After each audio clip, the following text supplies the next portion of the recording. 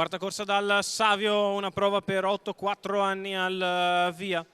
Corsa molto bella, un invito incertissimo. 1 Caos Enrico Bellei, 2 Shere K Marco Stefani, 3 Corazonchi Antonio Greppi, 4 Cecov Antonio Di Nardo, 5 Cindy Model Maurizio Cheli, 6 Kronos Lux Carmine Piscuoglio, in seconda fila 7 Sherivit Roberto Vecchione, 8 Cash Maker Vincenzo Piscuoglio dell'Annunziata.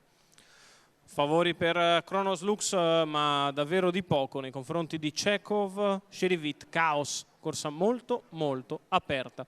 Parte piano Cecov, sbaglia Cindy Model e va subito a condurre Corazonchi nei confronti di Kronos Lux, che rimane all'esterno per l'inserimento allo steccato di Caos, che prova almeno a inserirsi, però scende ai birilli Kronos Lux, che sfrutta un po' il fatto che l'avversario si pieghi sulla curva. Trova posizione 14 per il lancio. Corazonchi in vantaggio, Kronos Lux in seconda posizione, risale all'esterno Cecov. Trova però l'anticipo da parte di Kronos Lux, che dalla seconda posizione muove al largo, 29,2. Guadagna di dentro così Caos, trascinandosi Shere K.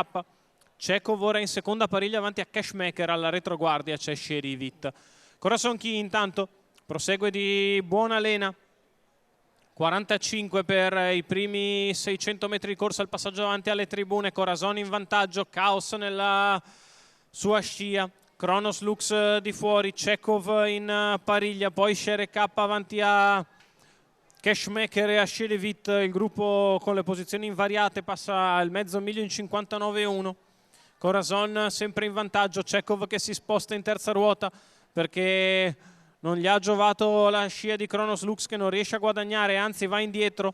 Caos sempre lì secondo allo steccato alle spalle di Corazonchi. Si muove anche Cashmaker sulle tracce di Cecov, che arriva al salchi di Corazon, che di là ha sparato un 14, 1,27,9 tre quarti di miglio. Corazon in fuga nei confronti di Cecov, Caos, Shere K, Cashmaker a 250 dalla conclusione, prova la fuga decisiva.